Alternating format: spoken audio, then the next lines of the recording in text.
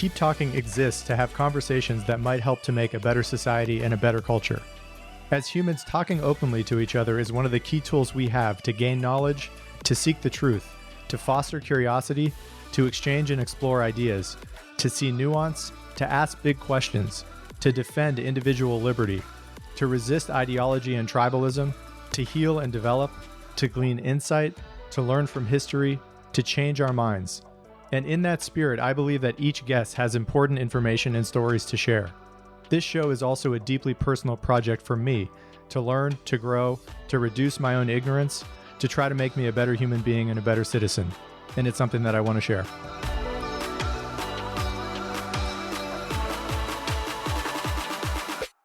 David Blankenhorn is the founder and president of Braver Angels.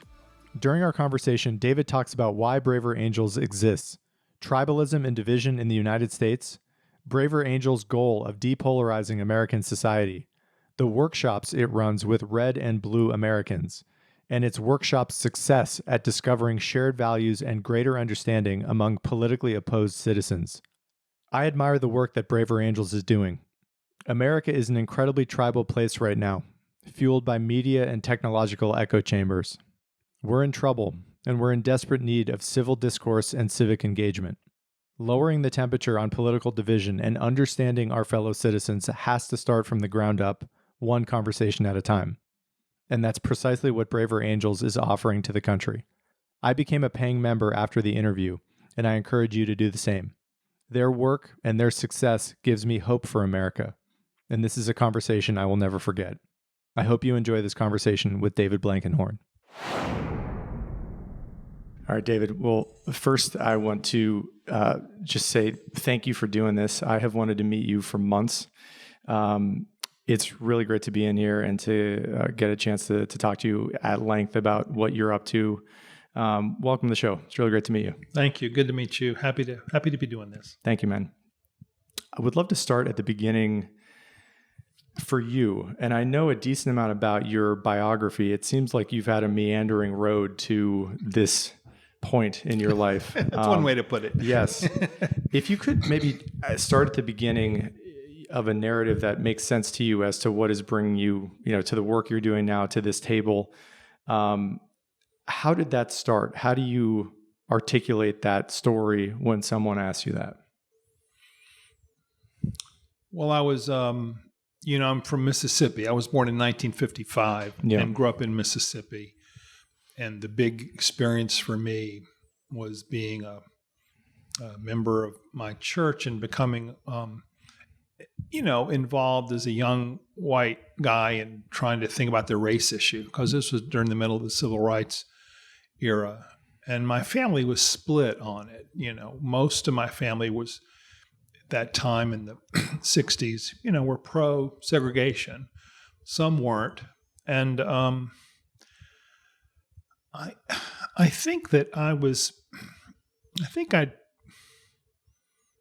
had a thing of early on wanting to kind of keep people together, you don't want your family to break up. Yeah. So I think that had an influence. Clearly the civil rights movement had a kind of morally important experience for me. And then growing up in a place where most white people were strongly opposed to it, I think that was a big shaping experience. And then in my life, I mean, the way I see it from the inside is I've spent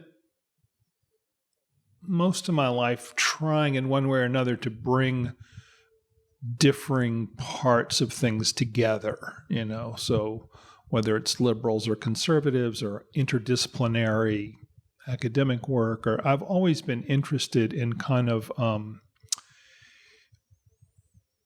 work that, brings people who don't see the world the same way together. To me, that's been a consistent thing. Now, sometimes I've failed. I've been involved in things where that has been attempted but failed. But it's always been, usually it's been kind of there for me, So I've never had a regular job. I've never applied for a job. I've never had a boss. I've never, filled out an application. I've only done one thing in my life, starting when I was 15. I started basically social change-oriented organizations. And I started them and led them and then started another one. That's all I've ever done. So in some ways, there's been that constant. And I think the one thing I think's been a constant in terms of substance is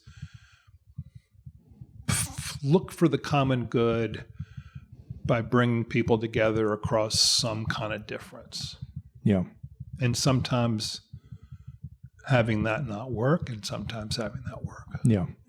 And I want to talk eventually during this conversation about now. And I think it's easy to have a recency bias where people who are around now think that this is the worst time polarization has ever been in this country. And I'd be curious to get your thoughts on that, and maybe to speak specifically as to your work in your life, in the spirit of trying to bring people together, what those arcs looked like for you personally when you were doing various works. Obviously today, it seems like the political tribalism is an area of interest to you. Are there other elements of culture that you felt like in various decades needed help to bring people together to make a better society? Yeah, these things kind of go in waves, I mean, my academic training is in history, and I've always been a kind of history person. So I think the most polarized era in American history was in the 1850s, of course, leading up to the Civil War. Yeah. You had 500,000 people die because we couldn't get along together and disagreed over things. And then when I was a kid in the 1960s, that was also I think we were more polarized in the 60s than we are now. I mean, not just the civil rights movement, but maybe even as much or more so the Vietnam War was a period of intense polarization along political lines, along generational lines, along class lines, along race lines. And then I think now is maybe the third big era of polarization. And I think what makes today's polarization different than earlier periods where polarization was high is because it's not just around one or two issues. Today we seem to be polarized on everything. I mean, everything. Clothes, whether to wear a mask, I mean, everything. There's nothing that doesn't kind of get run through this grid of tribal, I try not to use that word, of group, team loyalties and whereas in the 1850s it was slavery, in the 1960s it was mostly, I think, Vietnam and sort of race broadly defined, but now it's everything. Yeah. And so I think that's what's distinctive about today's polarization is you just can't avoid it. It's just everywhere. Yeah. Both of those first two examples you mentioned involved massive violence, right? The Civil War was domestically and the Vietnam War was in Southeast Asia, but still hundreds of thousands of people died. I think in the spirit of this show, part of the idea here is to have better conversations or conversations that can lower the temperature or mitigate the risk of social upheaval, social violence. When you look at where we are right now in terms of the polarization in society, what tactics, if any, that have worked? I've told a lot of people I was going to be meeting you, and everyone was interested, but everyone was had a degree of disbelief that it could actually be accomplished. Creating a society where people who vehemently disagree with each other could still get along well. Right. Are there tactics that you have found really do work in attempting to achieve that aim? Yes. The main thing that I see working is when you can bring together in either one-on-one or small groups, people who really disagree really deeply about things, and you can put them in an experience where they actually are talking with each other as opposed to talking about each other, or, there has to be a structure to it. We got our model and our work mostly from family therapy, because some of the people that helped design our program had a background in family therapy. And in the 1970s and 1980s, there was a kind of a movement within family therapy that really creative people said, well, now, wait a minute. Families in crisis, there are certain really kind of therapeutic methods that you can use to help a family in crisis or a couple on the brink of divorce. What if we tried some of those same methods with, groups in conflict as opposed to couples? What if we wanted to prevent a civic divorce? Yeah. And so we found that works, and a lot of it has to do with, things that aren't that aren't that complicated. It's just that, like, one of our rules is that when we talk to other people you're not trying to persuade them to change their mind. It's not a debate about the issue. So we go into the conversation where neither one of us, and we agree to this in advance, we're not trying to win the other person over to my correct view. It's about really the opportunity to tell you what I think, and the opportunity for you to tell me what you think, and for us to see what are the differences and where is the common ground, if there is any. And in the process, we become human beings rather than stick figures. We almost always find out that there's more common ground than we realized. We usually find out that we have something to like about each other, even though we don't agree. We become human beings, rather than stereotypes. And that works. I mean, we measure this. We have thousands of people who've gone through this. And we do pre and post test. I mean, it definitely works. You're less angry, less polarized after having gone through this. So then we encourage people to form local groups in the community to keep doing it we form chapters, basically. We call them alliances. We now have 73 of them around the country. We have 10,000 dues-paying members. So people, there's a hunger for this. I think there's a kind of a heart sickness out there among a lot of people. They just don't quite have a sense of they can do something about it. Yeah. So we give them a chance to do something about it. So we know that works. And now the trick for us is whether or not that same method can be taken into the halls of power. Like, would that work in Congress? Would that work in media? Would that work on college and university campuses? I mean, could you actually take what we know works at the citizen-to-citizen level and begin to affect institutions? Now, we don't know that yet, but that's what we're going to try to do. That's what we're trying to do now. And I think it's going to work. I don't see why it wouldn't work. Yeah. I mean, some people are skeptical about that, but I think it needs to be done whether it works or not. I mean, most interesting things that happen in the world don't happen because somebody calculated the odds. They read the tea leaves. You know what I mean? Yeah. Most interesting things happen because people feel the need to do something regardless of how it turns out. Yeah.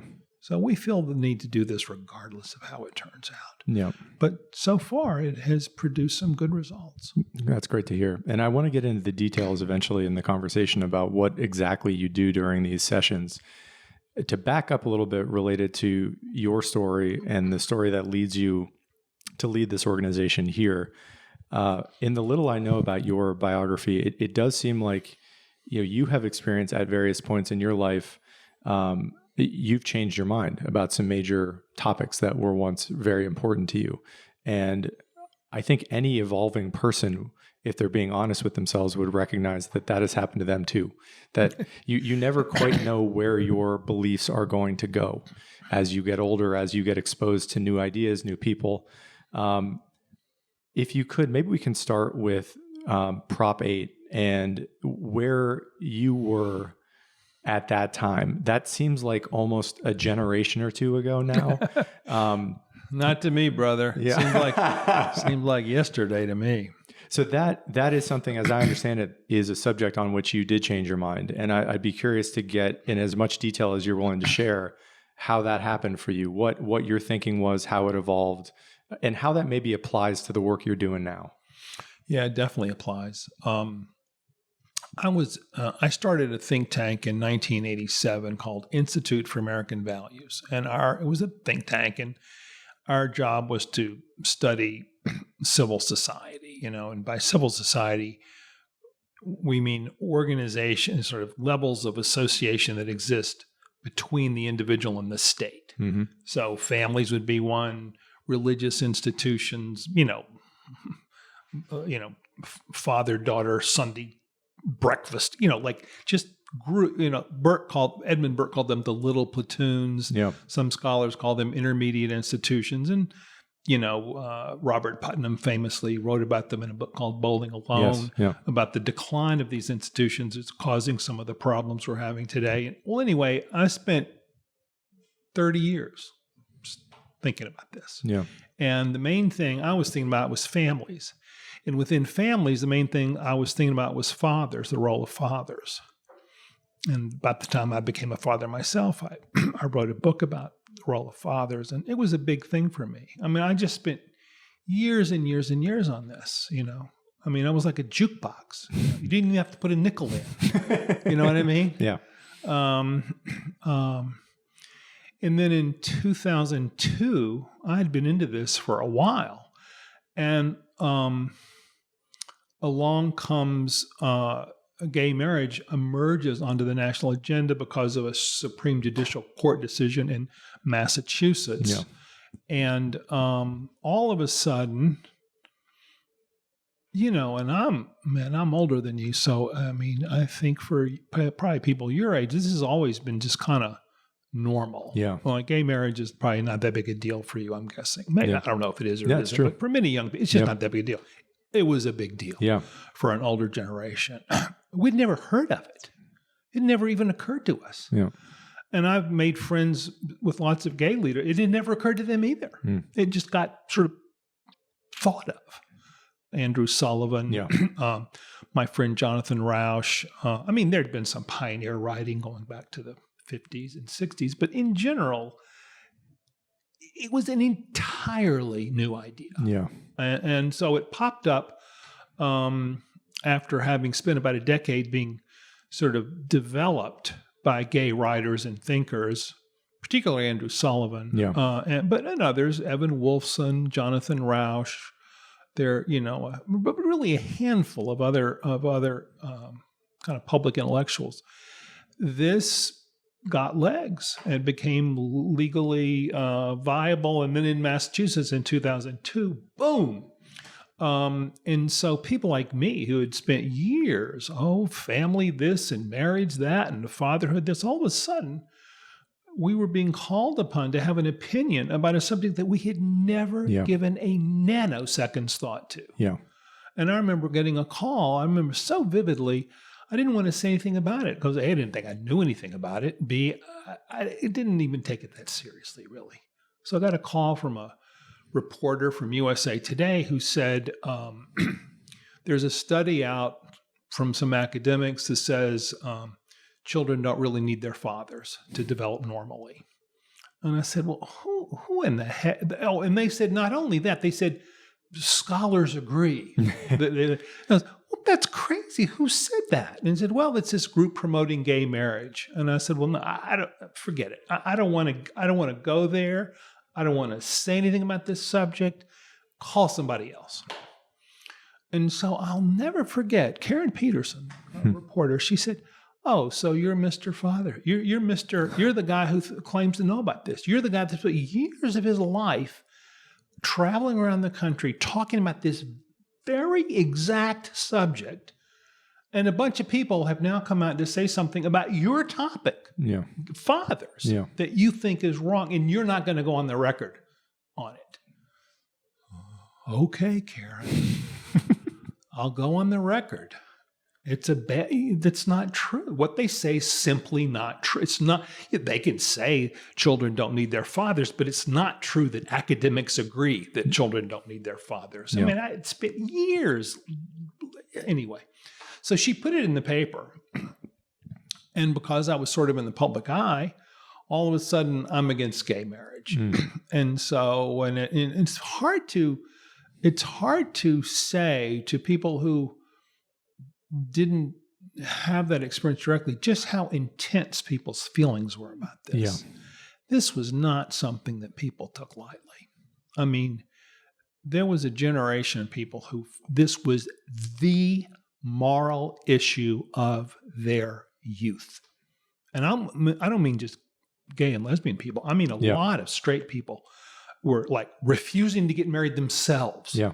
Until gay and lesbian, like this was a very deeply felt thing. Yeah. And so I got caught up in it and didn't really want to be, but so I said, okay, well, I better say something about it. So I literally took about a year to think and read, mostly in anthropology, and ended up writing a book called The Future of Marriage. And about half of the book was concerned with gay marriage. And I said in the book, there are reasons to be for it, there are reasons to be against it, but in my opinion, the reasons to be against it are stronger than the reasons to be for it. Yeah. That's what I said. And so I became kind of, I became an anti-gay marriage guy. And it's about the only subject anybody wanted to talk about. Yeah. Everything else is this one. So then you mentioned 2010, there was a referendum in California that passed that effectively outlawed gay marriage in California. Well, this was challenged in the courts, and it was Proposition 8 was the ballot initiative that the validity of that ballot initiative was challenged in the court, and it was called the Prop 8 trial, and it was the most famous court case up until that point concerning gay marriage. And they asked me to be a witness in the trial to say what I thought. So I said, okay, I'll do it. And I said, is anybody else going to do this? And they said, oh, yeah, we have this person, that person, all these people. I said, oh, that's okay. I know and respect a lot of these people. They were prominent people, So then they called me up about 2 weeks before the court hearing and said, they've all stepped down. None of them they've all backed out. Why'd they back out? Well, the judge has, in general, they don't want to be like vilified in the public eye. But specifically, the Judge Walker, has decided to televise the hearings and to make public the thing. So none of them wanted that. So the guy said, well, you could leave too. I mean, I understand. No, I'll do this.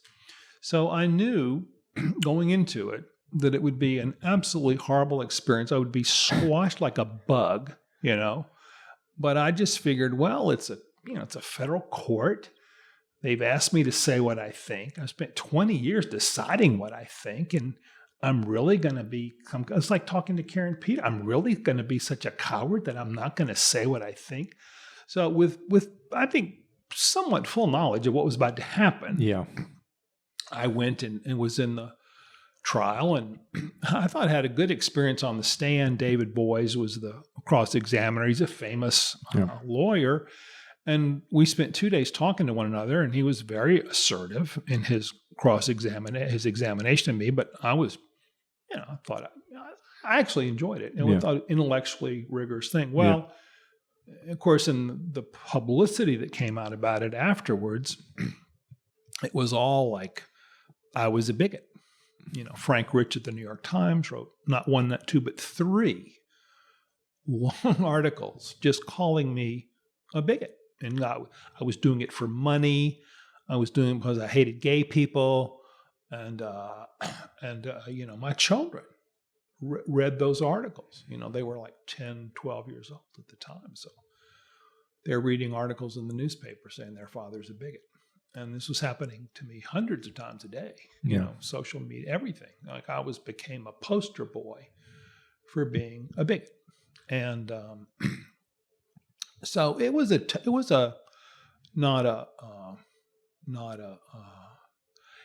lot of fun. Now I was never, nobody ever threatened me physically, nobody could fire me, or at least directly.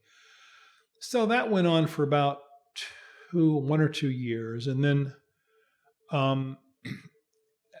early on, I had made a guy reached out to me. His name is Jonathan Rausch, and he wrote a book about the same time my book came out, a little bit earlier actually, called Gay Marriage: Why It's Good for Gays, Good for Straights, and Good for America. He's a gay man, journalist. He works at the Brookings Institution.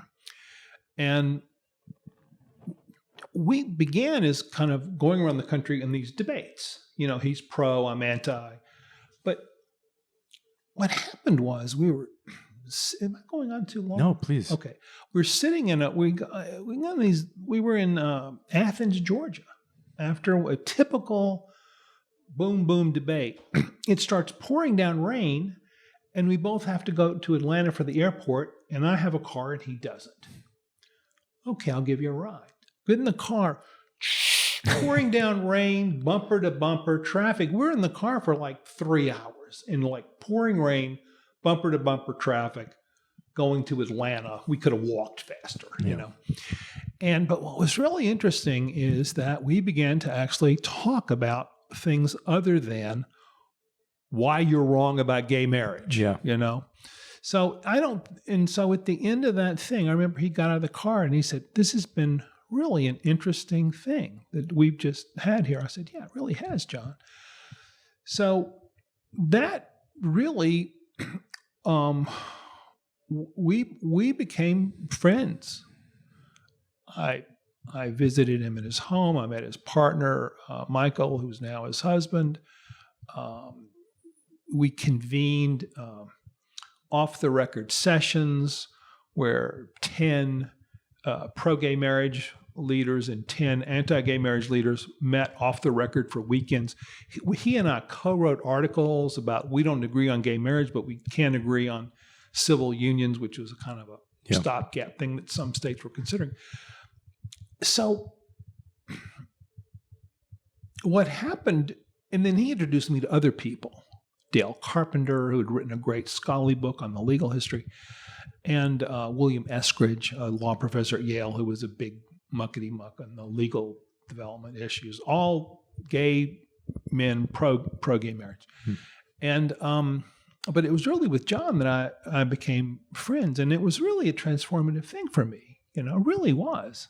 And the one thing he never did privately was try to beat me up about my views. He never even remotely insinuated that I was a bigot or bad person, motivated by ill will, doing it for money. He never said what everybody else in the whole wide world was saying. It seemed to me on the other side. So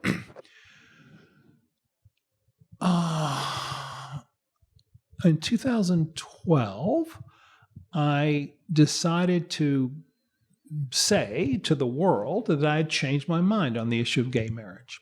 And because I had.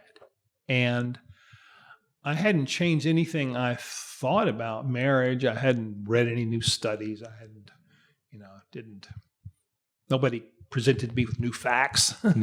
But because of the relationship with him and because I met some other people, I felt that I had not really understood the lived experience of gay and lesbian people. I had just been kind of an abstraction. I had this kind of wall of knowledge or something, my research, I had books, I had this kind of protective barrier, intellectual thing, I was a little bit bulletproof in terms of, but it was the relationships that started with my friendship with John that really got me to think that I I just felt I experienced a thing in a new way. I experienced the balance of good, bad in a different way. I gave more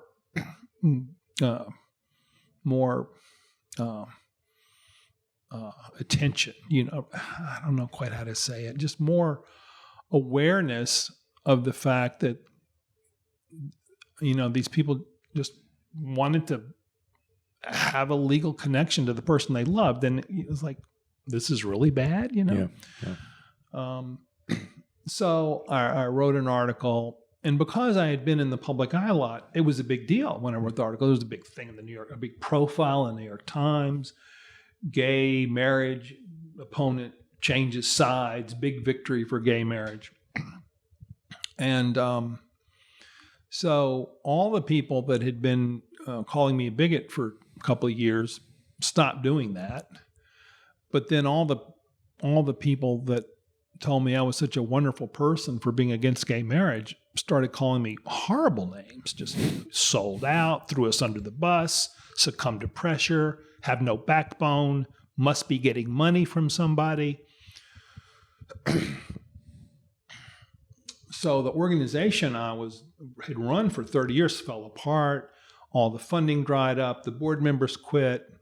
It was just a whole collapse. And so I was just kind of by myself. It's kind of dark night of the soul. What am I going to do? I mean, good grief. I seem to have been one of the few people that managed to just outrage everybody on the subject.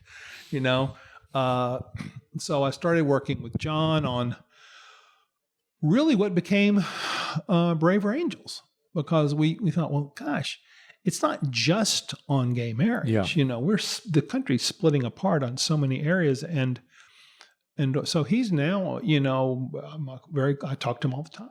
I talked to him this week about, and he helps me with fundraising. He was on our board, one of our founding board members, and so that very searing experience that I had, where an effort to unify people around support for marriage failed. A 20-year effort of mine failed spectacularly, failed in a highly dramatic way, had all kinds of financial, personal, losing friendships of many years. It was not a fun experience, although it was probably not that. I mean, many people went through. So I'm not saying I was unique, but anyway, it was not an experience I'd like to have again. But so that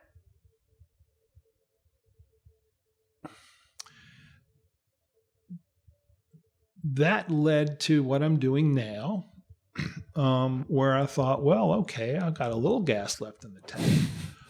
Let's try to do this right. Let's try to see if we can do something at the grassroots level that really can, I guess to some people, just kind of reproduce what happened with me and John around the gay marriage issue. Yeah. So that's a very long-winded answer, but the only other thing I'll say about that is what I learned. One of the many things I learned is if you change your mind about something, you will be roasted. Yeah. No one, and I mean no one, believes you're in good faith. And that's a sign of I'm forgetting me. Yeah. I'm saying that's a sign of a society that's not functioning well, right? Because when no one is allowed to change their mind about anything without having their head cut off, this is an indicator that something's not working right. Because, again, taking me out of it. Yeah. But if you just tell everybody in public life that the one thing that will destroy them forever is to change their mind about something, that's good. Societies don't work that way. Yeah. So. It sounds like you were canceled before people were canceled, and that you can, I would imagine, have empathy for people now who say the wrong thing or said the wrong thing years ago that leads to all of the kind of name calling and backlash that you received. And I wonder, with the point you just made, that a society that does not act in good faith, that does not allow its citizens to change their mind without major repercussions, there's a sickness there, I think, is what you're getting at. And I'm curious to get your thoughts on what is causing that. Why are we seemingly at that point right now where that is a kind of fact about the culture? Yeah, I feel like I really know the answer to that. I don't really know anybody who does. We're living in an age of intolerance. We don't tolerate disagreement. If you disagree with me about a political issue that I consider to be important, I want to destroy you. I want to excommunicate you from the group. I want you fired. I want harm to befall you as punishment for moral transgressions. And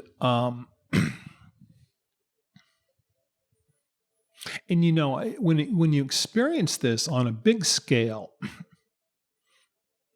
I don't know if you during the Clinton presidency, you remember Monica Lewinsky, Sure. the intern, that there was some kind of sexual relationship between her and President Clinton. Well, I never paid much attention to it. I mean, I followed it in the news, but it never occurred to me to try to put myself in her shoes. Like, what was that like? Well, I've since found out. I'll tell you what it was like. It was what happened to me, only 1,000 times worse. She had literally millions of people around the world raining down the worst kind of hatred on her. People who hardly knew anything about what happened, obviously didn't know her, but spent a considerable amount of time abusing her in every possible way they could think of. And unless you've been through something like that, you really don't quite know what that's like. And so, yes, I have tremendous sympathy for people who go through this. And it's not a good, it's nothing we should be proud of, that we treat people like Monica Lewinsky that way. I mean, leaving aside whether what she did was right or wrong, leaving aside,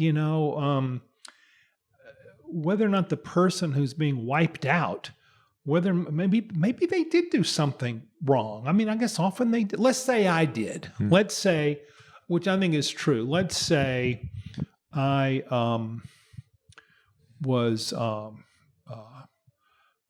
I didn't think I was bigoted, but let's say I was. Let's just say I was. Well, there's a way to engage people who you think are acting in bigoted ways that I think is responsible, is morally responsible, maybe even morally required. But the way we do it now is not one of them. It's just not one of them. It wasn't the way to engage Monica Lewinsky. It certainly wasn't the way to engage me, except when John Roush and, he, to me, because he communicated to me that he cared about me. Yeah. To me, that's the essence of the thing. Like, let's say I think have a terrible view on something. Well, if all I do is start pointing my finger at you and calling you names, racist, racist, racist, terrible, Dan's a racist. Dan did this racist thing. Let's get rid of Dan. We'll pollute us all by being his racist self, Well, first of all, it will not make you any less of a racist. That's the one thing we know. It never, ever works. Nobody ever changes their mind on the basis of just being pounded and yelled at and berated and denigrated and humiliated. But if I came to you sincerely and let you know that I cared about you as a human being, that I had an inward desire to do good to you, that was my goal, to do good to you because you're a human being made in the image of God, and I wanted to do that. And part of that relationship was telling you why I disagreed with you about whatever it is we disagree with. Then there would be a chance that you might change your thinking, or at least be more aware of mine, or, something good could happen in the world. So it's not like I never tell you, it's not like I'm not supposed to, I guess, confront you or to, have you engage about differences. But it has to be preceded by your confidence that I actually care about you. Yeah. Otherwise, why would you give a shit what I think about anything? Yeah. And who put me in the position of being able to tell you what's good or bad about you when you know very well I don't even care about you? No. You're just a datum to me. You're just an object for me that I can stand on to beat my chest or to signal my virtue. Yeah. Yeah. So, and because the way that you described what happened to you, I think what is increasingly happening to people who have views that are out of step with the acceptable viewpoints currently in culture are,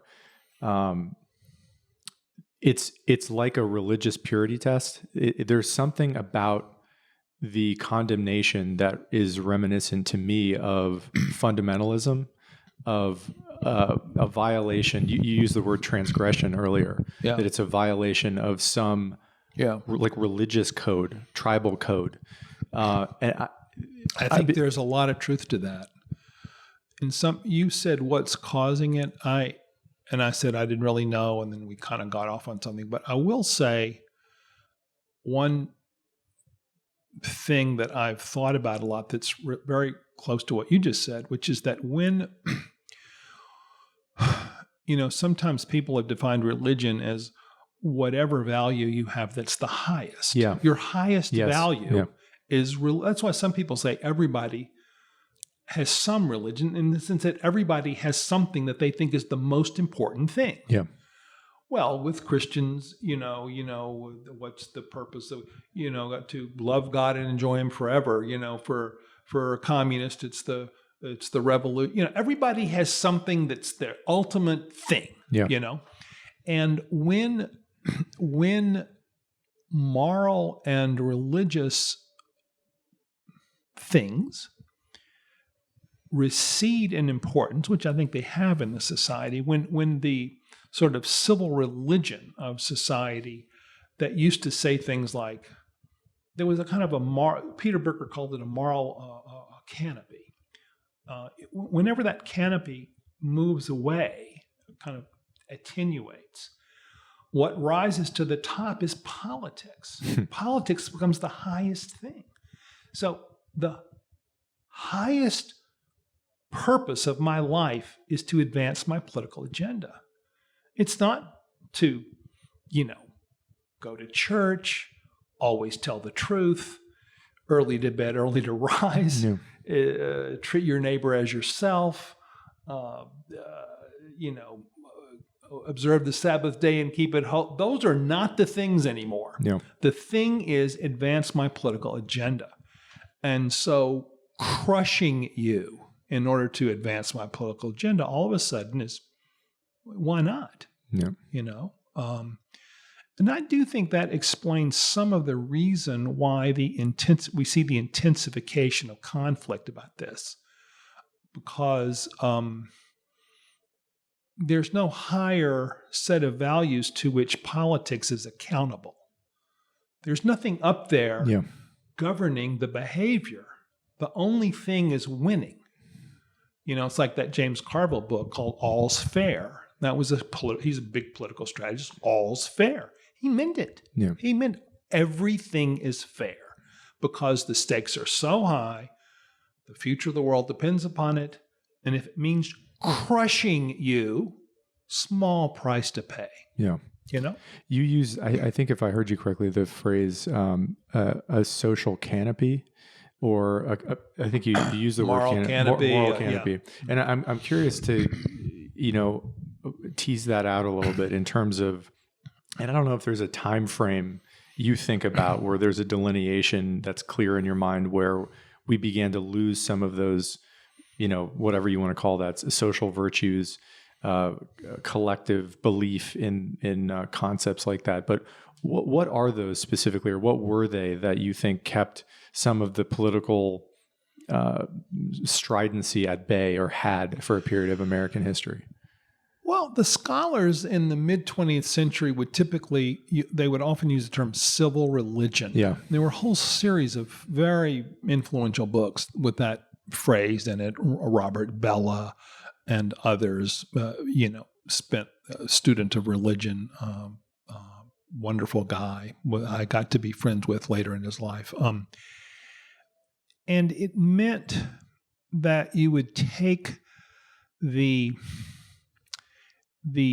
Abrahamic inheritance, Christianity, Judaism, Islam.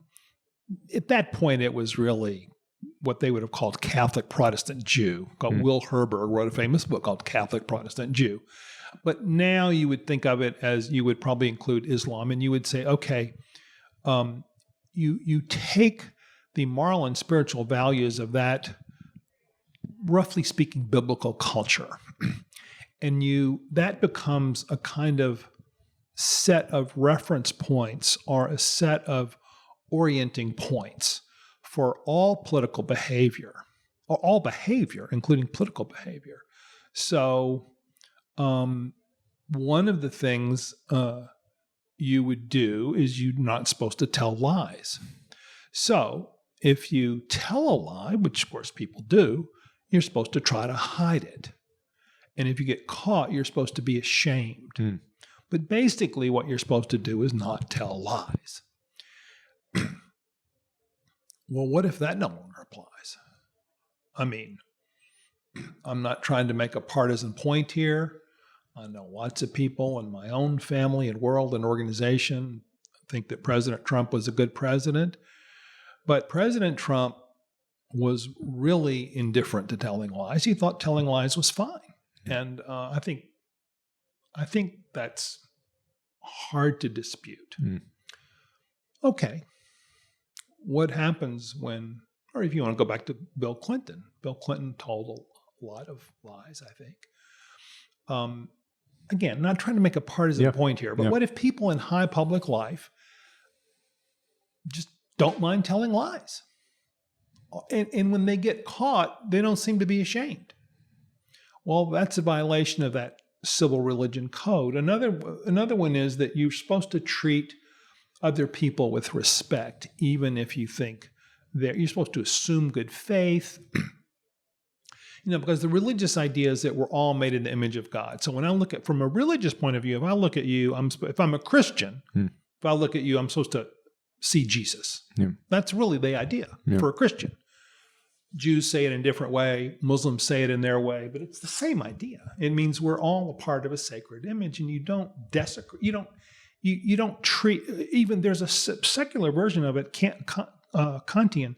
It says that you never treat another person merely as a means. You always treat them as an end. They're an end in themselves. Their good is something that is an end in itself, not just a instrumentality for you to achieve. Well, what if that goes? What if that gets thrown out the window? And there's a whole series of these, I would say, restraints. Usually they're considered to be restraints on the desire to dominate others, which is a deep human desire. So these moral and spiritual restraints are increasingly no longer there. And so we're just fighting for our political agenda with a lot more arrows in our quiver, a lot more weapons, a lot more things you can do to harm your enemies and advance your side.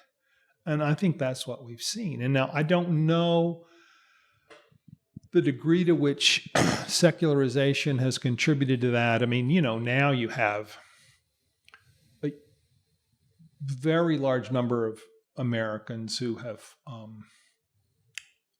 I just think it's obvious that the influence of Abrahamic religion is declining in America, institutionally, personally. I mean, I don't think it's open to debate. Yeah. And so,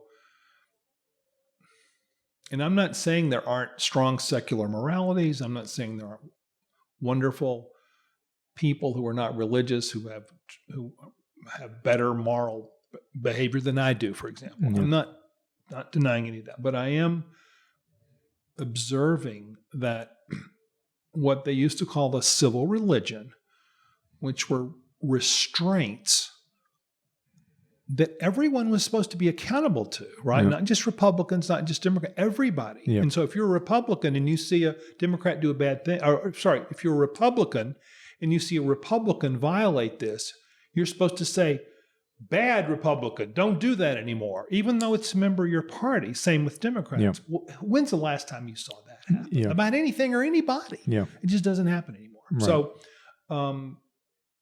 if I wanted to pick a cause, that would be on my top 5 list. The weakening of a shared, I'm going to say, civil religion. Yeah. And do you point to a certain moment, a certain time period in which that began to unravel in your judgment?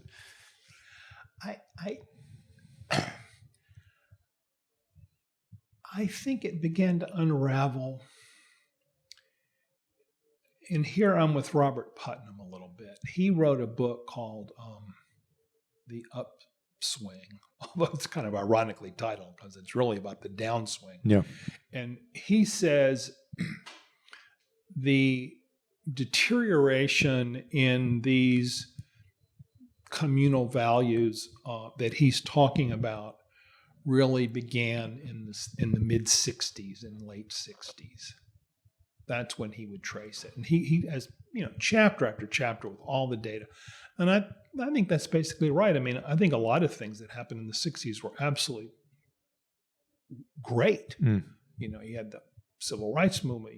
That was the '50s and maybe through the mid-'50s through the mid-'60s mainly. And the women's movement, the environmental movement. So I'm not saying everything was bad about the '60s. I am saying that I think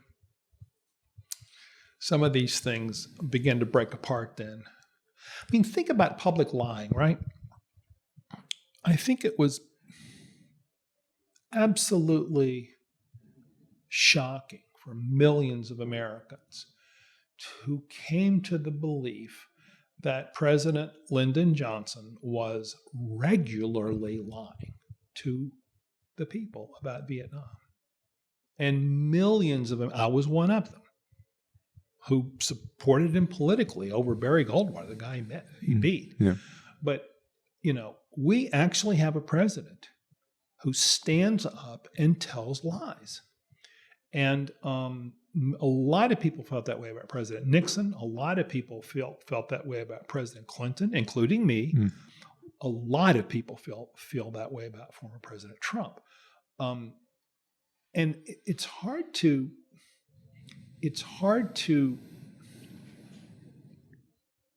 understand the body blow that is to social trust, right?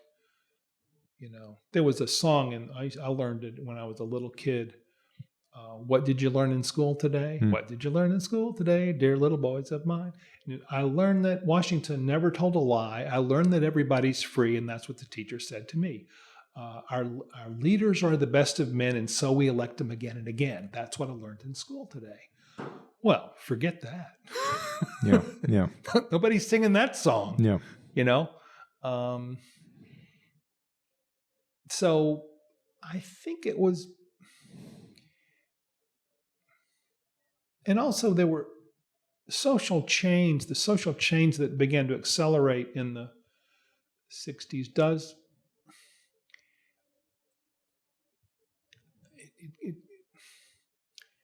Even very productive social change sometimes causes people to lose their trust in each other. I don't know all the reasons, and I don't really usually believe in kind of periodization where you say, this is when it. But if I had to pick a point where trust began to decline. In the early 60s, if you ask Americans, do you think our political leaders are generally trying to do what's best for the country? Yeah. Like 80% of Americans said yes. I don't think you get 20% who say that anymore. Yeah.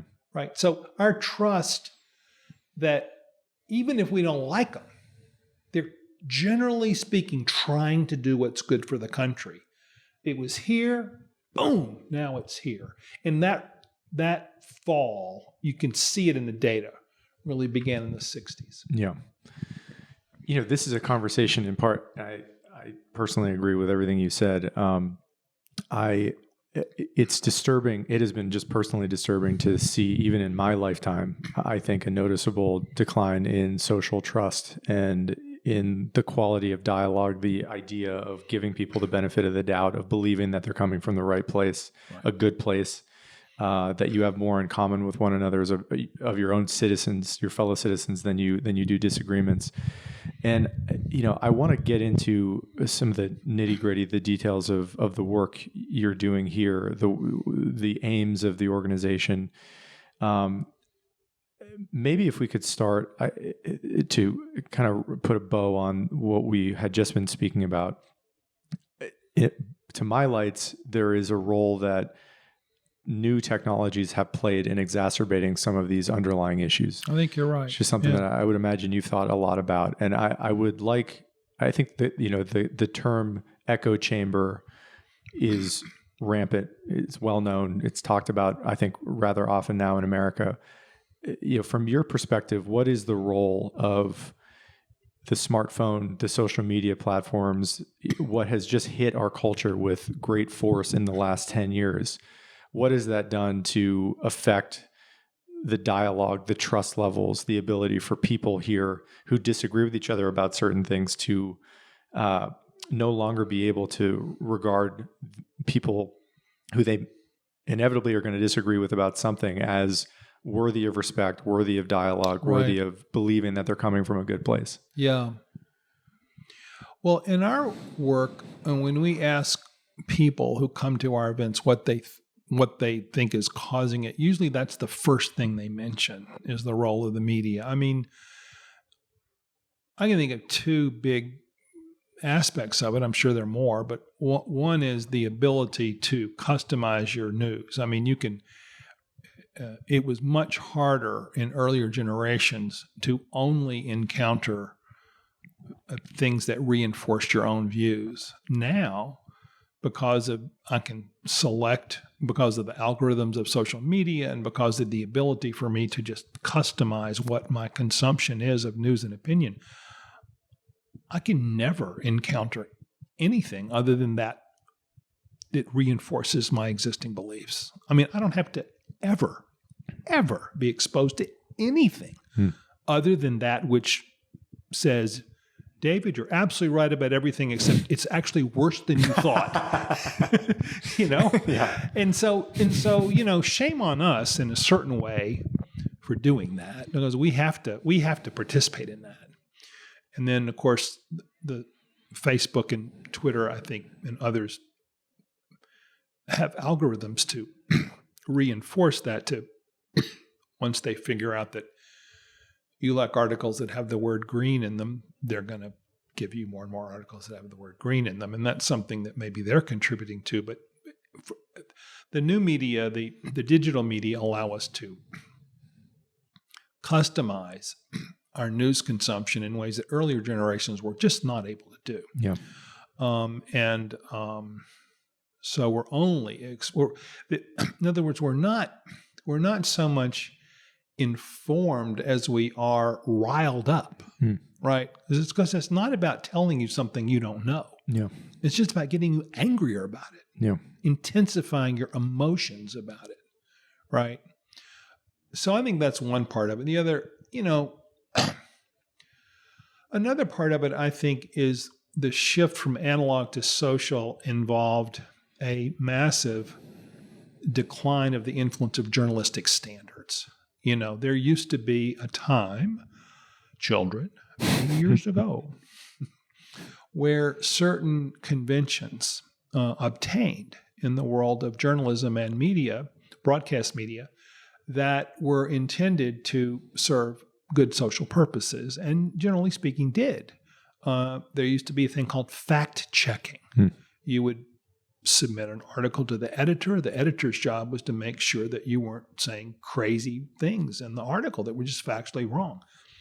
Well, that's gone. I mean, a few places still do it, but most media that we consume today, they're not fact-checked. There was a notion of journalistic balance, the idea that you're supposed to, in good faith, have opposing views represented in your presentation. No one does that anymore. I mean, except weirdos, people who are just weird.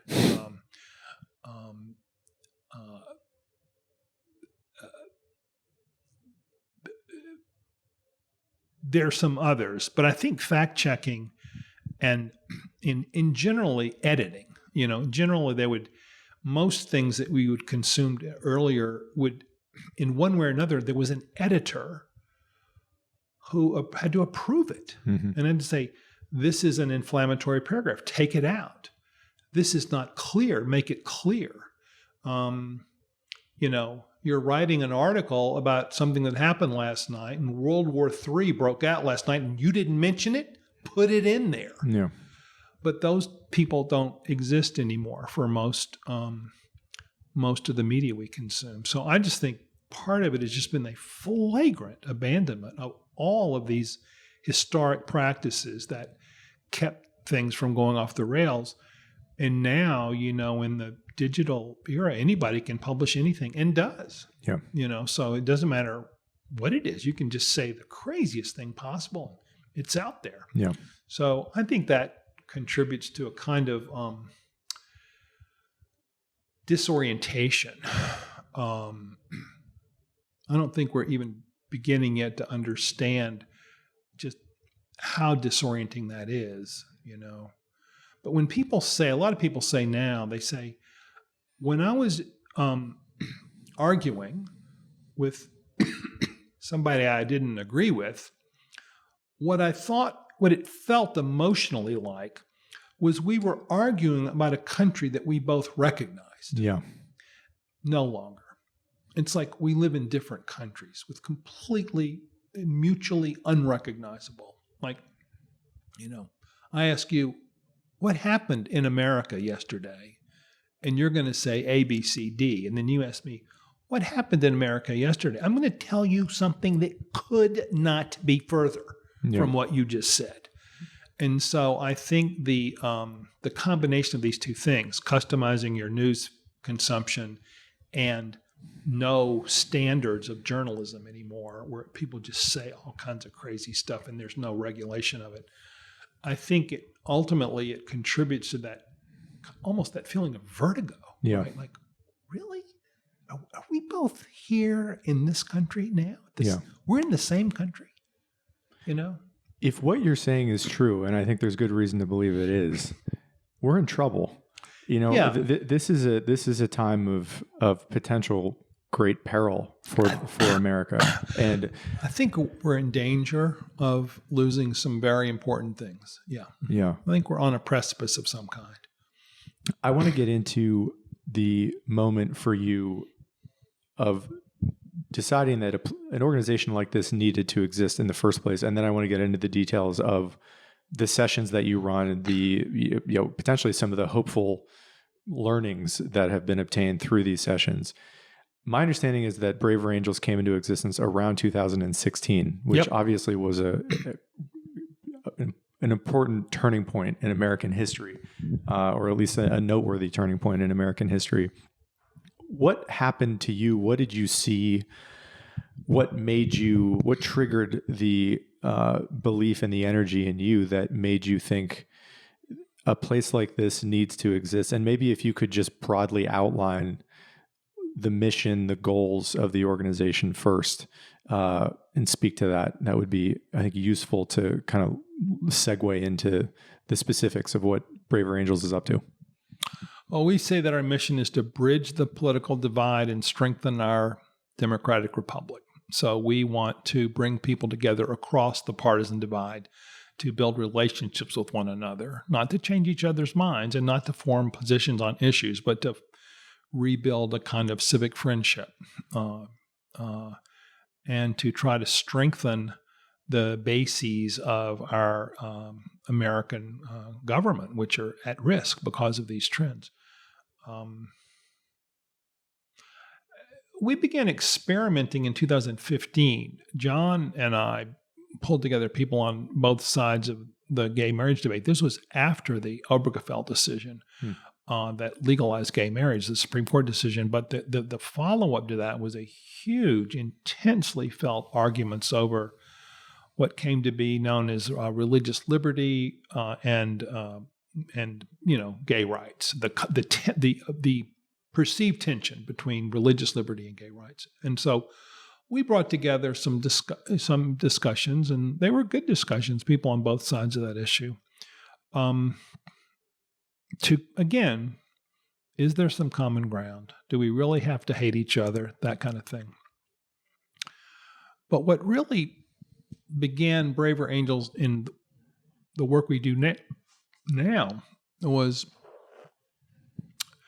it was just a very specific occurrence. The day after the 2016 election, I called a friend of mine, David Lapp, who lives in South Lebanon, Ohio, with his family. And I had known David had worked with me at the Institute for American Values since he was in college. And so we knew each other. And he had gone out to South Lebanon to work on a research project with his wife on young working class 20-somethings and how they're thinking about life. And so anyway, I called him up on the day of the election and I said, David, how are things in South Lebanon? He said, it's pretty good, you know. He said our county went 70% for Trump. Yeah. And there's David is a conservative.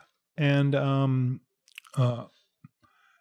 he said, there's a lot, people are feeling pretty, most people in my little circle are feeling pretty good. He said, how are you doing? How are things on the Upper West Side of Manhattan? So I said, man, you wouldn't believe it. I mean, it's like people are walking around like they all got shot in the stomach with a shotgun, just stunned, angry, depressed. Like, what? And couldn't have been any different. So we were talking about it, and I said, David, what if we got 20 people together in South Lebanon in 2 weeks in a church that you choose, and 10 of them would have just proudly and happily, voted for Donald Trump, and 10 of them would have happily and strongly voted for Hillary Clinton, and we get 20 people together. We'll spend 14 or 15 hours together over the course of a weekend, and we'll see if there's any way to bridge anything. So he said, great idea. Let's do it. So he went out and recruited the people. And then but we didn't know what we were going to do, really. And so we called up Bill Doherty, who's a professor at the University of Minnesota. We both knew him. And he comes from that marriage counseling thing that I mentioned earlier, where he thought that families in crisis, that some of the tools could be used for social groups in crisis. So he kind of, on the fly, back of an envelope, developed a little protocol for first meeting was on Friday night, all day Saturday, and then Sunday afternoon from like 2 to 5. So it was a really long time. Yeah. And we had no plans for it. I mean, it was just, let's just see what happens. I mean, we didn't know this is the first of many. We had nothing. We had no ideas of any kind other than let's just have this experience. And it was just amazing. I mean, it was very powerful, and people felt very strongly about it. It was a time of really intense emotion, and it was like lightning in a bottle. I mean, it was really, really powerful. Some of the people who were at that very first meeting are like on our board today. That was a very, I would say a number of us felt like it was a life-changing experience. So, but we had no plan. So the only thing we could think of was to have another one, which we did. About 3 weeks later, 120 miles up the road in, blanking on the name of the little town. And the same thing happened. Really powerful experience. So then we're like, well, good grief, what are we going to do now? We had no plans at all. So we were just, the three of us were sitting there talking, and we said, well, what if we did like 40 or 50 of them? How would we do that? Yeah. And I remember saying, well, let's get a bus. That seems like the cheapest and most efficient way to get around the country. We can kind of pretend like we're rock and roll, or, musicians, we're on a tour, So, kind of a fantasy, right? You can go see America. So like Walt Whitman meets, Kerouac or something. So so that's what we did. We got a foundation to pay for, God knows why they did it, because we were the most disorganized people in the world. And we just, we had 3 or 4 people who had been to one of those workshops, got on a bus with us, and we drove around the country for 6 weeks. And the only way we would have people to meet with in these towns was if we began to get a little media coverage, because it was kind of an innovative thing, and everybody, so people would call us up and say, "Oh, could you come to our town?" We said, "Well, we happen to have a bus. Yes, we'll do that." So we did that for 40 of these workshops. We did 40.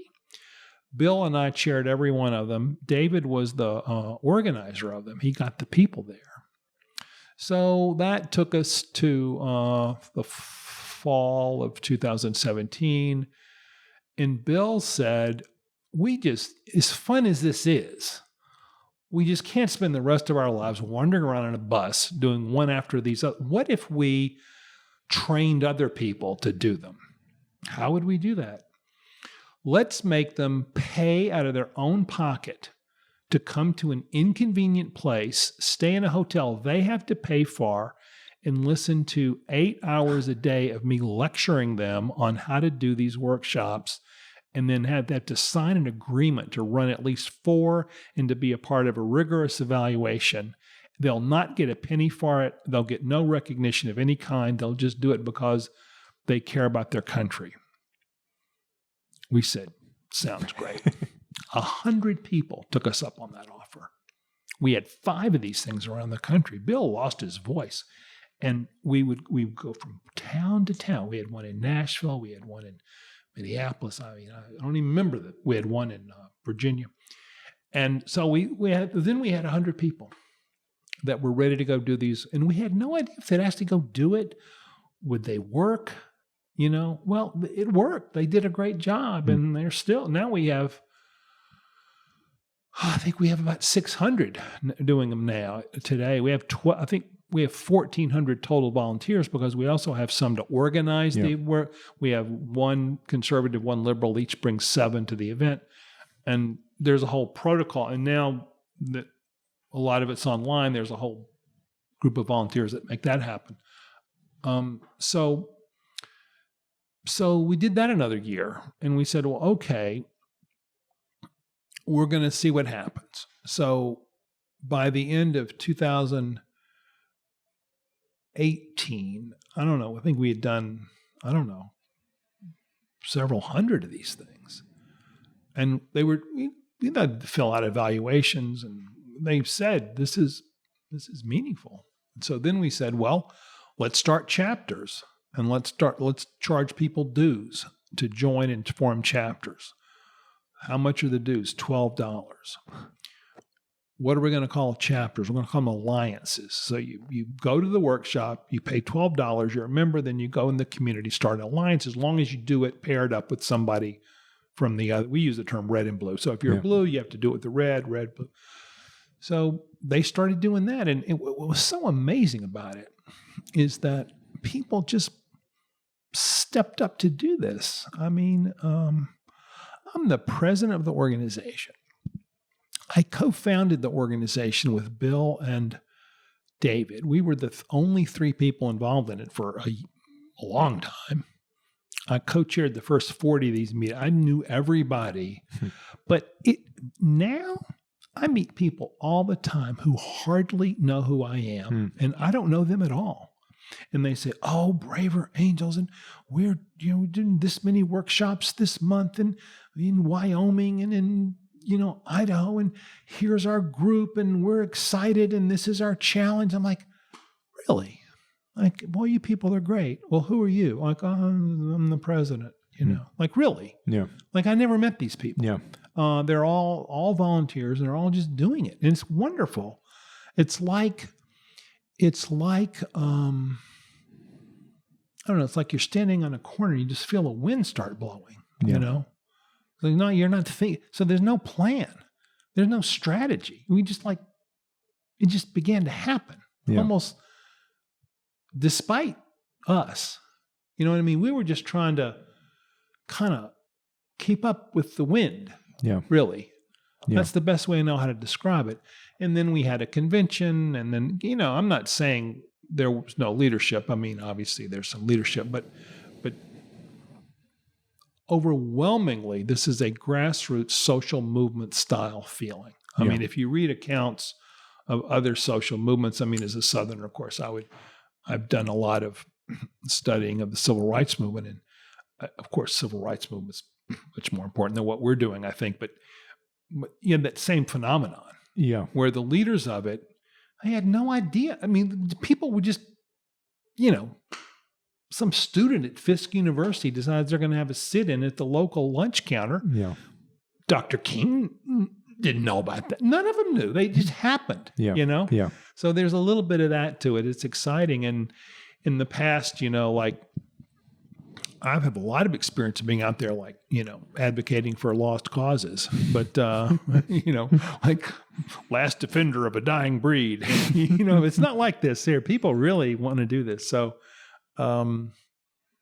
it's, I've never been a part of anything like it, really. You said previously in the conversation that for many people, it's a life-changing experience being at these. And I'm wondering why and what seems to happen over, 14 hours over a weekend. It's a significant amount of time to be around people voluntarily in this era who disagree with you, possibly vehemently, about something that you cherish. Almost definitely vehemently. Yeah. Yeah. What happens in a format like that? And I'm interested in any details you provided in terms of the structure of how you set up these weekends. But what tends to be so meaningful? How do people seem to change, if at all, during those weekends, during the sessions? The most common one we do now is 7 hours over the course of a Saturday. We'll also have a number of variations on the workshops now that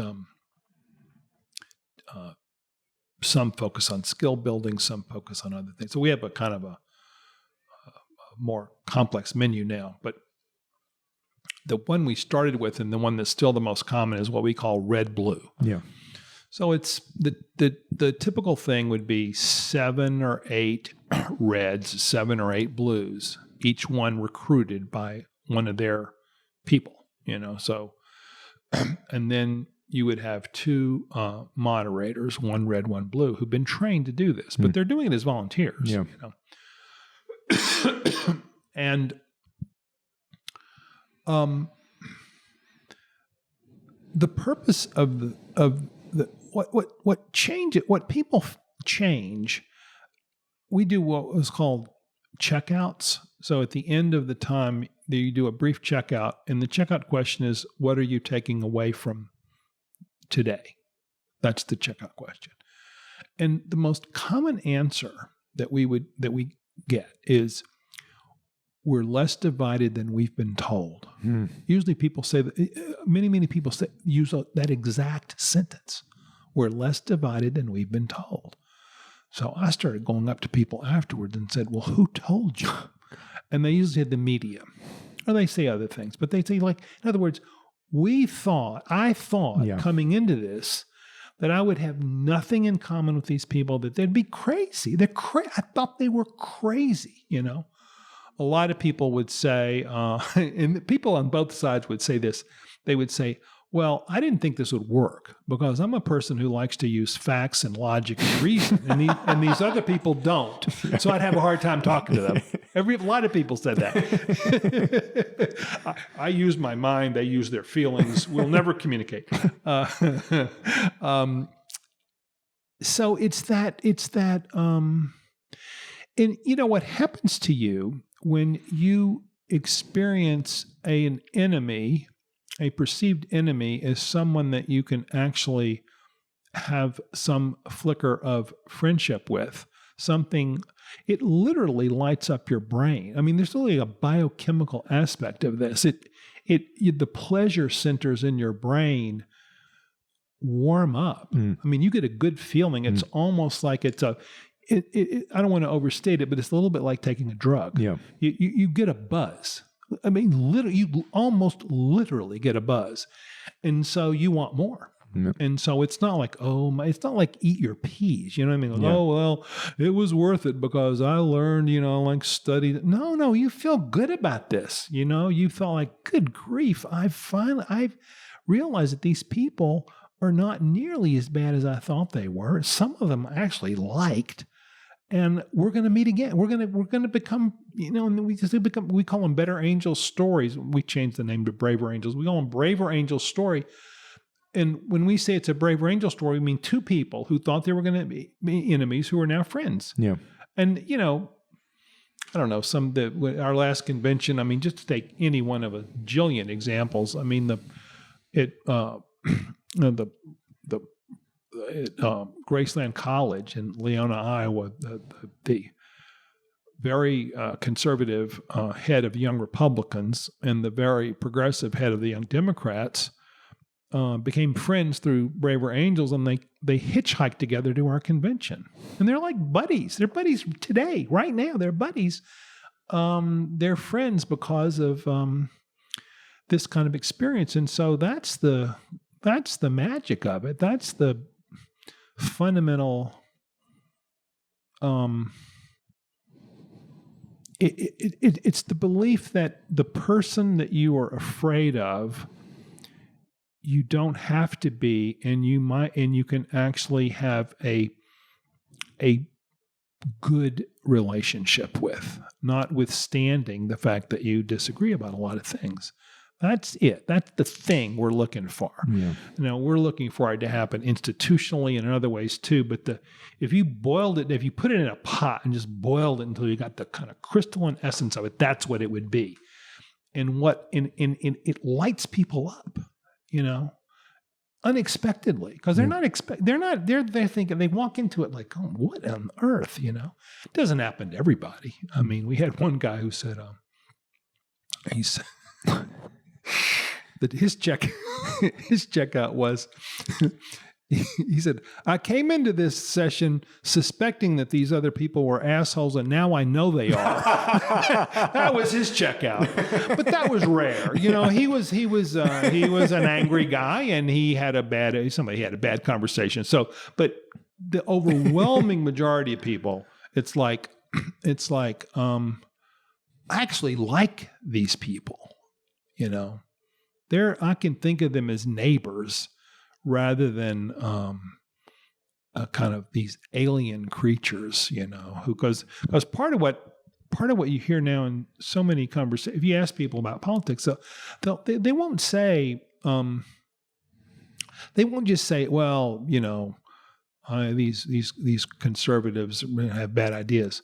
They'll say, yeah, I can't believe anybody would think this. I can't even imagine it. I can't imagine how anybody with an ounce of intelligence or moral sensitivity could possibly believe this.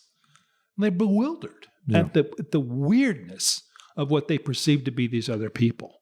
It's like incomprehensible, and they keep saying, can you tell me what this is all about? And we say, well, actually we can, because you go to this thing, you get to talk to them. I say, have you done that? Well, no, not really. They haven't, except, maybe they have a crazy uncle or something. Yeah. And so that's the, it sounds a little simplistic, but that's really the formula. And I don't know any way, I really think it's the only way to change the country. You know what I mean? Yeah. In other words, for people who say, well, that's all well and good, but there's a lot of Americans out there. And what about the people in Washington? What about people in the media? Well, yeah, that's true. We're thinking about that. We are beginning to work with those people. We do podcasts now. We try to model different things in the media. So it's not like we're just naive, but I honestly, I don't know what's going to change the country on this other than what I just said, In other words, I don't think there's a way to short circuit this fundamental relationship building aspect of it. Because otherwise you're just going to, what are we going to do? Some smart people are going to meet at the Aspen Institute and come up with a plan. Yeah. No, that's not going to happen. Yeah. Some clever person in the media is going to come up with a television show. No, that's not going to happen. Yeah. Some people in Congress are going to say, we've seen the light. Yeah. Now we're going to start doing, no, that's not going to happen. Yeah. It's only going to happen when society as a whole begins to change.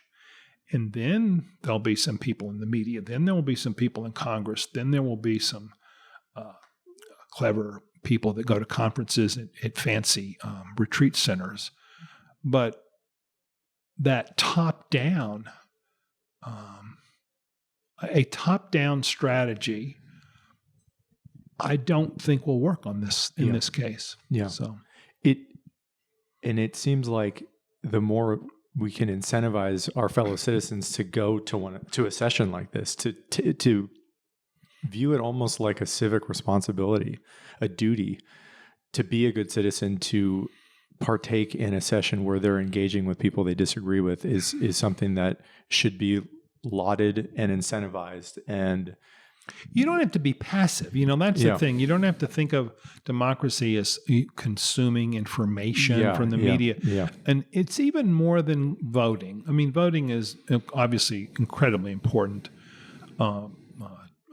facet of democracy. But I think we need a more, just a little bit more robust conception of what it means to be a citizen. Yeah. And getting out in it. Getting out in it, get a little dirt on your shoes. Engaging with your fellow citizens about the business of democracy. That, we ought to be able to do that. Yeah. And there have been times in our history when we've been better at this than others, where people understood citizenship as not this passive thing of, I have an opinion about climate change, or I have an opinion about the wall. Well, that's all well and good, but how about actually being a citizen in the sense of going out and engaging with other citizens in the work of democracy? How about that? Yeah. And if you do that, you are going to find, and I'm sorry I keep coming back to this, but it makes you feel good. Yeah. You know what I mean? Yeah. This is not like eat your peas. This is not like, you might not want to serve on jury duty, but this is part of your civic. No, well, actually, all that's true, but you're really going to like this, Yeah. Which people do, And we're getting relatively close to the end of the conversation, but I first of all, I should just say, I think what you're doing is extraordinarily important. And thanks. I said this before we started recording, that I really admire what you're doing and what the people who are involved in Braver Angels are up to. And I think you're totally right that this has to be a bottom-up thing and not a top-down thing. I think that's the only solution that would actually help citizens convince themselves that there's a lot of the fear that they may have in their minds of people who they disagree with is just BS. If you think about the things that have really changed the country, it's typically, not always, but it's typically been that's what it's been. Yeah. It's been, it's been what the Constitution calls "we the people." It's been that for better or worse in America, this is how things work. Yeah.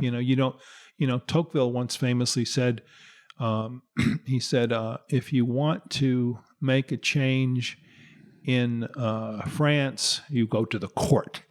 If you're the king, the king's court. If you want to make a change in Britain, you go to a man of rank. The aristocracy. No. If you want to make a change in America, you form an association with your fellow citizens. No. That's how it works. Yeah. So that's what we're doing. Yeah. A few last questions. One is, when people come to these sessions and they come away, and even though you said there was a man who confirmed that he had suspected people were assholes prior to it, and then that was confirmed after spending 7 hours with people that he disagreed with. What do you think people are disabused of during these sessions? That what do they see or experience that tends to come away with the conclusion, the line that you said is the most common takeaway, which is we're a lot less divided than I thought we were. We have a lot more in common than I realized. Why? What do you think is happening to them? Probably, I think the main thing is that you come to believe that these enemies of yours are in good faith. They're decent people. They're sincere. They're trying to do what they think is best for their country. That they're not just playing some tricky, they're not hypocrites. They're not saying they do one thing. They have a hidden agenda. They're like you are. They're sincere. They have good. You learn that they're in good faith. You come to believe that. The other thing you see is that you don't agree on policy, but there are some shared values. That's the other big thing. Like, we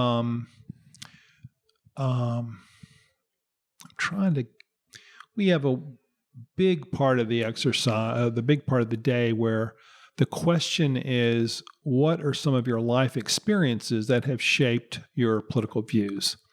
And you listen to other people say, there's a whole structure to this, but, and so,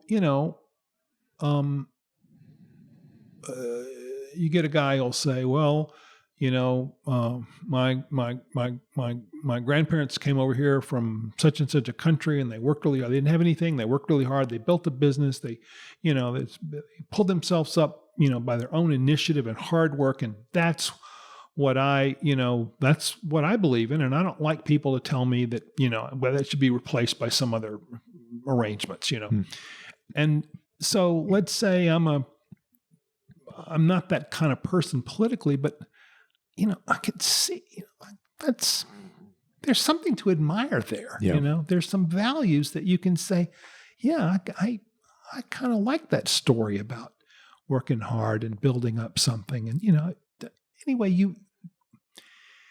you see that some values are the same, even though the policy agreements are still there. And another thing that we see over and over again is that sometimes people, I would say lots of times, people think that here's how the logic goes. I don't like the wall. You like the wall. You tell me, I think we need a wall. I'm thinking to myself, God, Dan thinks we should build a wall on the southern border. I wonder why he thinks that. Well, what will happen if the wall gets built is that a lot of people will suffer. Children will be separated from their parents. People who need to come to this country won't be able to. There will just be a lot of suffering. Therefore, what Dan wants is a lot of suffering. That's what he's in favor of. Yeah. Dan wants that. Yeah. How crazy is Dan? Yeah. What kind of wacko sociopath is he for wanting to produce suffering? Yeah. But if I talk to you about the wall, it turns out that you don't want to produce suffering. You have reasons that have to do. So the thing is, the false step in my mind is I project that the result of your proposal is going to be bad. Therefore, I think you want the bad thing. That's almost never true. Yeah. And so the only way for me to know that that's not true is for you to tell me that's not true and for me to see that you're sincere. So this happens all day during these conversations. Like, oh, really? Yeah. So Dan likes the wall, but it's not that he hates immigrants, or that it's not all the things I thought were his motives, or they're not his motives. Yeah. That just opens up all kinds of. Can I just tell you one quick thing? Of course. You asked for an example. I meant to say this earlier, but the first thing we do in these things is called, I think it's called Beyond Stereotypes. That when we first started, that's what we called it. And what happens is the conservative reds and blues they go into separate rooms. And each one of them makes a list of all the stereotyped opinions that the other group has of them. So if I'm a red, I'm going to say, what do liberals think about me? What are their stereotyped opinions of me? And me and my fellow, we're going to make a list. They literally make a list. And they really like it because it's like, and it also just gets out the worst stuff, right? It just gets it all right out there.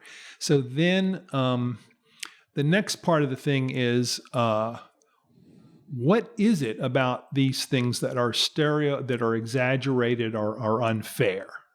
So invariably, this almost never changes.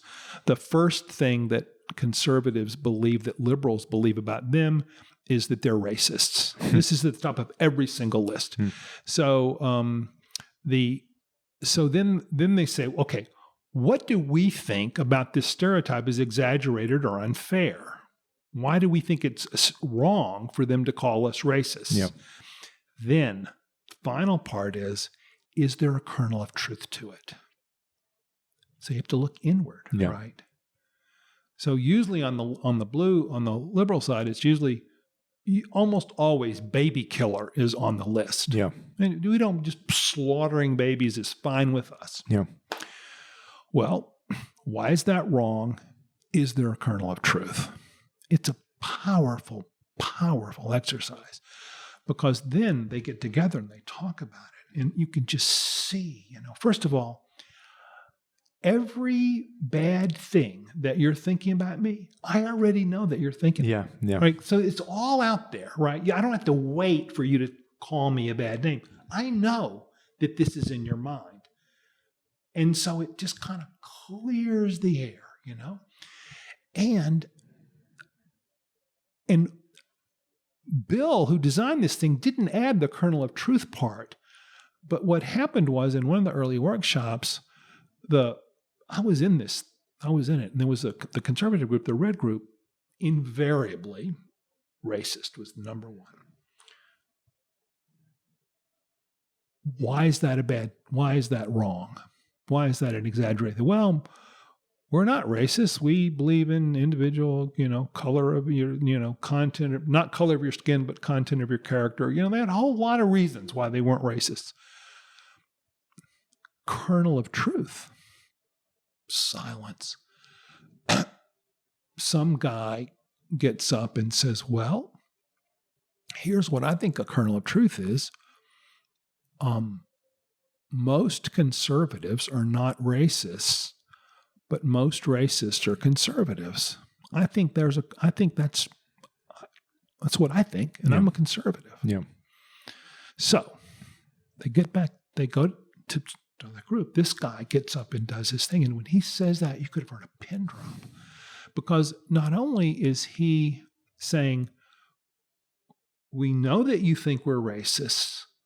I want to tell you with my voice full of emotion why you should not label us racists. And I want to say there's something real in this that we can see and we're willing to tell you. Yeah. It is powerful. It is such a powerful experience because you can just see, I can breathe, This is real. I'm having a real conversation with people that seem to be in goodwill. They're willing to look inward. They don't think they have perfect answers to everything. They don't think their movement is perfect. They don't think their agenda, they know that we're all fallible people here, and we're trying to relate together as citizens. And it's one of those things where you just it changes the way you think about the other. And for a lot of people, it gives them the ability to be more, I guess, honestly introspective about their own thing, because they're not in a defensive crouch. They realize that they can admit to some uncertainty, or to admit to a flaw, or admit to something that they're not proud of in their group, and nobody's going to cut their head off, right? Because the other group's doing the same thing. And I'll tell you, man, it is a powerful experience. And you people bond, and people feel like, God, here we are, citizens who love our country, really talking to one another. It's great. Yeah. I mean, it sounds, you used this analogy earlier, but it sounds like a form of civic therapy in a lot of ways. And it is. Yeah, it really is. We call it civic friendship. Sometimes we call it patriotic empathy. It's the idea that sometimes they call it higher partisanship. It's the idea that we're partisans. We all have a candidate we're going to fight for. We have a set of beliefs we believe in. We believe in them strongly. So in that sense, we're partisans. But there is also a higher partisanship, where you, in addition to fighting for your candidate or your cause, there is a higher sense in which you have to transcend that for something that is shared, a higher partisanship, and people respond to that, because we're not asking them to give up their partisan. We're not saying, you don't have to turn into milquetoast.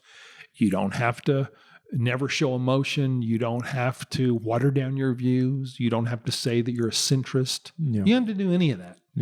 You can bleed for Bernie. You can go to your Trump rally. You can volunteer for Joe Biden. You can do all those things. But there's also a higher partisanship that says we still are one country. We still have to share this country, and we have to ultimately, it sounds really maybe not so tough-minded, but ultimately you have to have care for other people. There has to be some form of love, some form of caring for the other. It sounds like Sunday school, but it's the truth. It's just the truth. Well, in the era of the incentives, we seem to have walked into a time period in American history where the incentives are from the media or the technology. The major forces in our culture are towards division. And this is a pushback against that. It's a ground bottom up option to push back against some of those forces. And I want to close by making a comment and then asking a final question to you. The first comment is, I have no doubt that, and you alluded to this earlier, that our leaders, our elected political leaders, might also greatly benefit from something like this, because they're the talking heads propagating a lot of this nonsense, a lot of the ideas of division. There seems to be an incentive structure for them also to double down on that mentality. And I wonder if some of that would get mitigated by going through some sort of intensive weekend or even a Saturday. And so I hope, just as a citizen, that you guys, are able to potentially make some headway there and create a model, maybe starting at a state government level, that could potentially bubble up into a federal, or I don't know. I'm sure it's something that we've started doing it. We call it braver politics, and we're saying we can take our model into the halls of power, and people can benefit. And we had recently a Republican and Democratic member of Congress did this. They sent their staffs to have a joint red-blue workshop so the staffs actually talked to one another and became friends across the line. The staff members never happens. Staff play a very important role. They're like kind of the, if you think of the members as the doctors, they're the staff are the nurses. They have a lot of power. They have a lot of influence.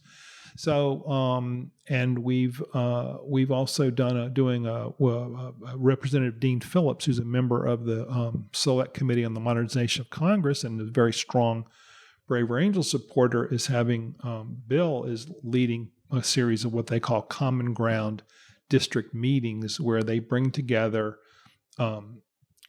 Republicans and Democrats, equal numbers, carefully, and go through a structure of talking about issues in common, starting with local issues. And Dean Phillips, the representative and the Republican who's going to be doing it soon, they're just sitting there participating like everybody else. So Bill told me that one of them, they're like 10 members of the, 5 and 5, but one of them's the member of Congress. Yeah. He's just sitting there, right, talking like everybody else. Bill said that a guy was talking, just a guy, and the congressman, as congressmen are wont to do, interrupted and started to give a little speech about something or other because he thought it was important for him to say something. And Bill said, sorry, Daryl has the floor now. Yeah. And sorry. Yeah. So when they're sitting around that table, they're just another citizen. Now, they're also a member of Congress, and people respect them. And obviously they have certain knowledge that is special, and they have, nobody's trying to say they're not a member of Congress, but at that point, they're citizens. And it's powerful. They're going to do, he wants to do like 20 of them all over his district and build up a body of knowledge where, these people, about half of whom voted for him and half of whom didn't, are actually beginning to build some common values around some of the issues that he'll have to be voting on. So they're not lobbying him. They're not they're not picketing him at a town hall, but it's a form of, for him, it's a form of constituent communication that he never gets. Yeah. And there's some other things too, but what you're saying is, we're figuring out how to do that now. And these people like it. Yeah. They're not, some of them tell us, they say, we are in a toxic work environment. Yeah. We worked really hard to get this job. We raised a lot of money. We campaigned. Sometimes it's a culmination of many years of work and aspiration. We get here and we find out we're in a toxic environment. Yeah. It's horrible. Yeah. We hate it. Yeah. We don't get to do what we were elected here to come here to do. We do other things. We prance around in front of cameras in order to pose and scream and yell, and we dial for dollars. Yeah. And we don't spend any time legislating. I mean, that's almost literally true. And so they're sick of it. They're sick of it. Yeah. Who wouldn't be? Yeah. So they're looking for a way to get out. They're looking for those pleasure centers to light up in their brain. They actually, most of them came here because they care about the country and would like to make it better. So give them a chance. Yeah. It's healthier. It's healthier for everybody if you can bridge that. Yeah. Last question I want to ask you is about people who are listening to this or watching this who want to get involved or want to help. What is the best way, from your perspective, for people to help the organization now? And for people that want to go to one of these weekend sessions or become a volunteer, how do they go about doing that? Yeah. Well, we're only as good as the people who volunteer. This is a volunteer movement. And so what you can do if you are interested in helping is go to our website, www.braverangels.org. And the first thing you do is join. You click where it says join. And you can join in about 45 seconds. It's $12, right? So it's not a lot. So you join. And the reason you join is because we're a member-run organization. We're not dependent upon, you know what I mean? So it's the people. Once you join, you're really, you're helping. It's your organization. Yeah. So then once you join, you can see whatever state you're in. You can, if you're joining online, you can see the calendar of activities that you can participate in. If you want to be in a workshop, if you want to be skills training, if you want to, we have a bunch of stuff now. We have film discussion groups. We have music. I mean, there's a lot you can do. So you just pick anything you want to do. Nothing costs money. It's all, once you're a member, you're involved. Then I would suggest first you go to something. Yeah. See if you like it. You will like it. People like this. Yeah. Then if you really want to step up, you become a volunteer. You volunteer to do something. Maybe you want to be trained into run one of these workshops. Maybe you want to learn how to chair a debate, a Braver Angels debate. Maybe you have a certain skill in the media or in writing or in tech or what, you have something you can contribute, and you look at the opportunities depending on where you live, depending on what your skill is, depending on what your passion is, and you can become, we have about 1,400 active volunteers now. So after you sign up, we'll have 1,401. And when your neighbor does it, it'll be 1,402. And eventually we will build up to thousands and thousands, and we'll change the country. That's the plan. Yeah. So it's pretty straightforward. If you join, then you decide how you want to become active. And there's every state has 2 coordinators, one red, one blue. They're all volunteers. We have district people, all volunteers. We have a national field office, all volunteer. Well, 80% volunteers. And so what you're doing is becoming one more citizen leader in a national movement of citizen leaders. Yeah. And that's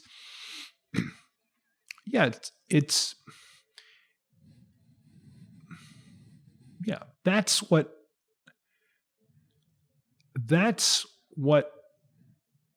will be something that will be, I think, very meaningful for your life, and you will be doing something that absolutely will help your country. Yeah. As a citizen of this country, as somebody who loves America, I want to just say, I think I speak for millions in articulating or conveying an appreciation for what you're up to and what you're doing, and a hope for the growth and the success of what Braver Angels is doing. I think this is one of the most important conversations I've ever had. And I really, really appreciate you taking the time to do this and to go into such detail. This place gives me hope, and I really do appreciate what you're doing. And I hope you guys kick ass. I really do. Thanks, man. I really, those are wonderful. It's great to hear, because, I appreciate the chance to be on the program, because I was mentioning before we started that it's rare to be able to have a really serious conversation, usually because we live in an age of sound bites and quick in and outs. So I think what you're doing, which is pioneering a form of communication that is it's kind of the Braver Angels way of doing things. You establish relationship. Everybody gets to share a little bit of who they are, and it's not just boom, boom, boom, quick, talking points, Yeah. So anyway, I right back at you in terms of some real admiration of what you're doing. I really appreciate it. Thank you so much. Yeah, take care, man. Thank you for listening to this episode of Keep Talking. If you are finding value in this podcast, please consider supporting the show on Patreon at patreon.com/keeptalkingpodcast. I truly appreciate all of you who are supporting the show.